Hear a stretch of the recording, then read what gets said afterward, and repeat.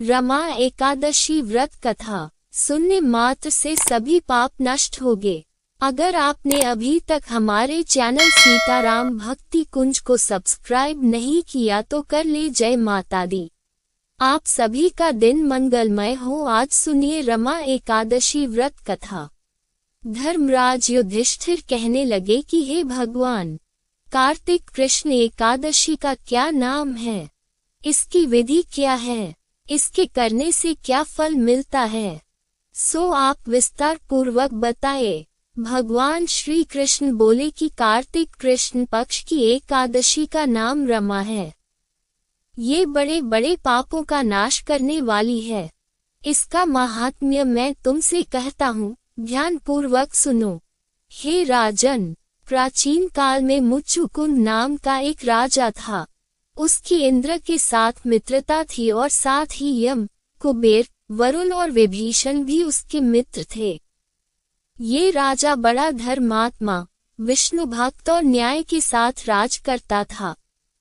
उस राजा की एक कन्या थी जिसका नाम चंद्रभागा था।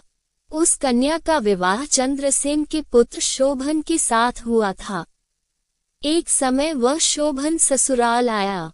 उन्हीं दिनों जल्दी ही पुण्यदायिनी एकादशी रमा भी आने वाली थी।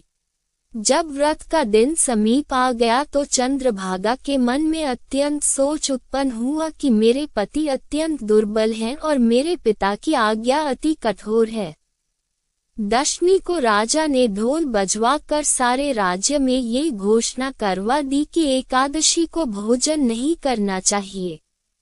ढोल की घोषणा सुनते ही शोभन को अत्यंत चिंता हुई और अपनी पत्नी से कहा कि हे प्रिय, अब क्या करना चाहिए, मैं किसी प्रकार भी भूख सहन नहीं कर सकूंगा। ऐसा उपाय बतलाओ कि जिससे मेरे प्राण बच सके, अन्यथा मेरे प्राण अवश्य चले जाएंगे।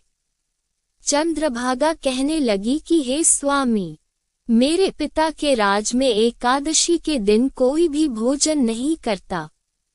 हाथी, घोड़ा, ऊंट, बिल्ली, गौ आदि भी तृण, अन्न, जल आदि ग्रहण नहीं कर सकते, फिर मनुष्य का तो कहना ही क्या है।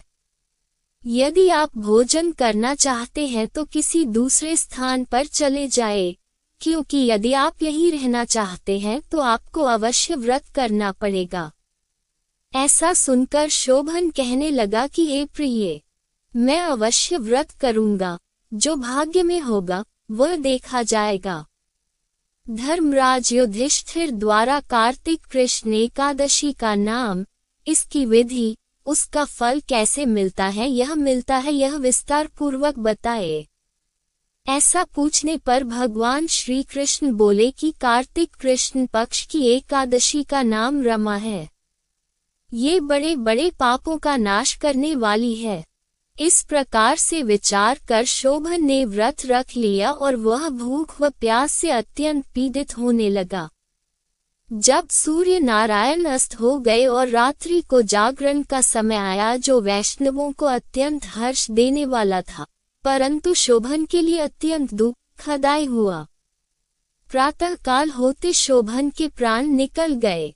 तब राजा ने सुगंधित काष्ठ से उसका दाह संस्कार करवाया, परंतु चंद्रभागा ने अपने पिता की आज्ञा से अपने शरीर को दग्ध नहीं किया और शोभन की अंत्येष्टि क्रिया के बाद अपने पिता के घर में ही रहने लगी।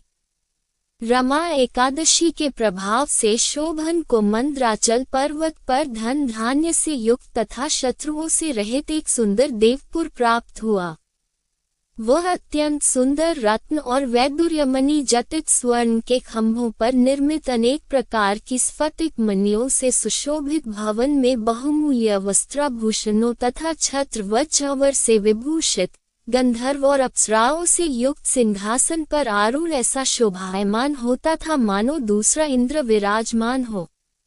एक समय मुच्चुकुंद नगर में रहने वाले एक सोम शर्मा नामक ब्राह्मण तीर्थ यात्रा करता हुआ घूमता घूमता उधर जा निकला और उसने शोभन को पहचान कर कि यह तो राजा का जमाई शोभन है, उसके निकट गया। शोभन भी उसे पहचान कर अपने आसन से उठकर उसके पास आया और प्रणामादि करके कुशल प्रश्न किया। ब्राह्मण ने कहा कि राजा मुचुकुंद और आपकी पत्नी कुशल से हैं। नगर में भी सब प्रकार से कुशल हैं, परंतु हे राजन, हमें आश्चर्य हो रहा है। आप अपना वृतांत कहिए कि ऐसा सुंदर नगर जो न कभी देखा न सुना, आपको कैसे प्राप्त हुआ। तब शोभन बोला कि कार्तिक कृष्ण की रमा एकादशी का व्रत करने से मुझे यह नगर प्राप्त हुआ, परंतु यह अस्थिर है। ये स्थिर हो जाए ऐसा उपाय कीजिए। ब्राह्मण कहने लगा कि हे राजन, ये स्थिर क्यों नहीं है और कैसे स्थिर हो सकता है, आप बताए, फिर मैं अवश्य में वह उपाय करूंगा। मेरी इस बात को आप मिथ्या न समझिए। शोभन ने कहा कि मैंने इस व्रत को श्रद्धा रहित होकर किया है, अतः ये सब कुछ अस्थिर है। यदि आप मुचुकुंद की कन्या चंद्रभागा को ये सब वृतांत कहें तो ये स्थिर हो सकता है। ऐसा सुनकर उस श्रेष्ठ ब्राह्मण ने अपने नगर लौटकर चंद्रभागा से सब वृतांत कह सुनाया। ब्राह्मण के वचन सुनकर चंद्रभागा बड़ी प्रसन्नता से ब्राह्मण से कहने लगी कि हे ब्राह्मण, ये सब बातें आपने प्रत्यक्ष देखी है या स्वप्न की बातें कर रहे हैं। ब्राह्मण कहने लगा कि हे पुत्री, मैंने महावन में तुम्हारे पति को प्रत्यक्ष देखा है, साथ ही किसी से विजय न हो ऐसा देवताओं के नगर के समान उनका नगर भी देखा है। उन्होंने ये भी कहा कि यह स्थिर नहीं है, जिस प्रकार वह स्थिर रह सके सो उपाय करना चाहिए। चंद्रभागा कहने लगी, हे विप्र, तुम मुझे वहां ले चलो, मुझे पतिदेव के दर्शन की तीव्र लालसा है। मैं अपने किए हुए पुण्य से उस नगर को स्थिर बना दूंगी।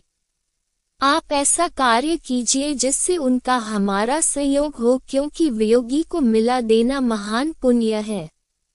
सोम शर्मा ये बात सुनकर चंद्रभागा को लेकर मंदराचल पर्वत के समीप वामदेव ऋषि के आश्रम पर गया। वामदेव जी ने सारी बात सुनकर वेद मंत्रों के उच्चारण से चंद्रभागा का अभिषेक कर दिया। तब ऋषि के मंत्र के प्रभाव और एकादशी के व्रत से चंद्रभागा का शरीर दिव्य हो गया और वह दिव्य गति को प्राप्त हुई। इसके बाद बड़ी प्रसन्नता के साथ अपने पति के निकट गई। अपनी प्रिय पत्नी को आते देखकर शोभन अति प्रसन्न हुआ और उसे बुलाकर अपनी बाईं तरफ बिठा लिया। चंद्रभागा कहने लगी कि हे प्राणनाथ, आप मेरे पुण्य को ग्रहण कीजिए। अपने पिता के घर जब मैं 8 वर्ष की थी तब से विधिपूर्वक एकादशी के व्रत को श्रद्धापूर्वक करती आ रही हूँ।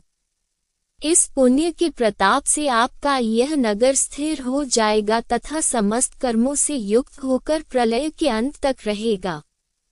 इस प्रकार चंद्रभागा ने दिव्य आभूषणों और वस्त्रों से सुसज्जित होकर अपने पति के साथ आनंदपूर्वक रहने लगी।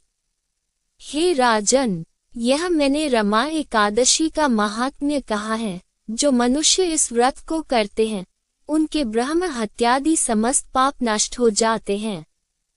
कृष्ण पक्ष और शुक्ल पक्ष दोनों की एकादशियां समान हैं, इनमें कोई भेदभाव नहीं है, दोनों समान फल देती हैं।